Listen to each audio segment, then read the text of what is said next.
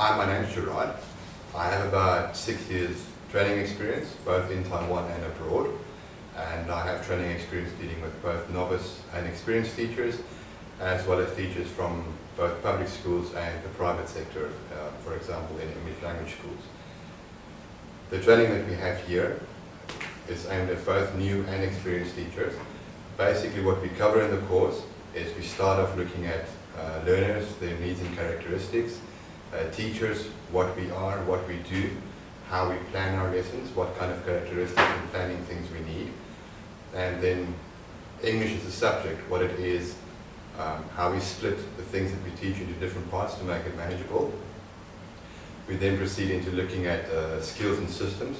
So systems, we cover grammar, vocabulary and pronunciation, and we look at lessons for those, how to structure those lessons, different procedures, and why we use those procedures, and we also then look at the theory. And we do the same for skills, so we look at reading, listening, writing and speaking, what's a normal procedure for those kind of lessons, how can you adjust those procedures depending on the learners, and the theory that underpin those procedures so that the trainees will understand why we do certain things in a certain order in a lesson.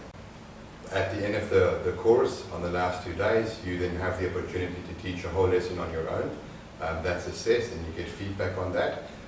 For that lesson, trainees submit a lesson plan that we work throughout the week, and there are also assignments, and a lot of that does also look at lesson planning. So the trainee will have the chance to prepare at least 2 lesson plans, one for a speaking and one for a reading or listening lesson, and incorporate grammar and vocabulary into those lessons so that the class is not only theoretical, but that we're also looking at the practical elements that's important for when you want to teach.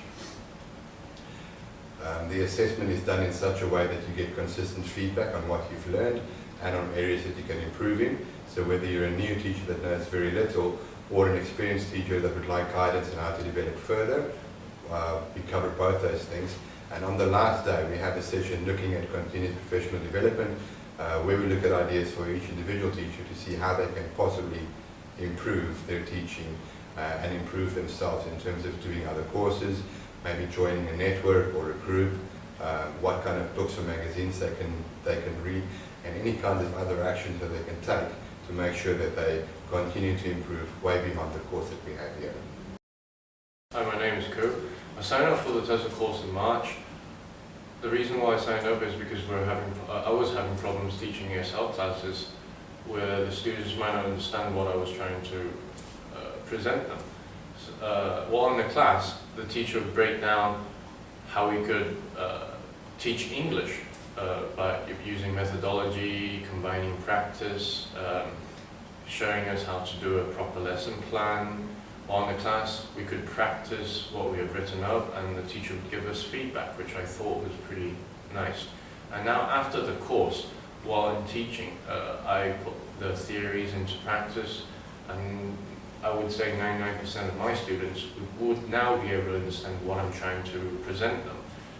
So I would highly recommend on signing up for the course.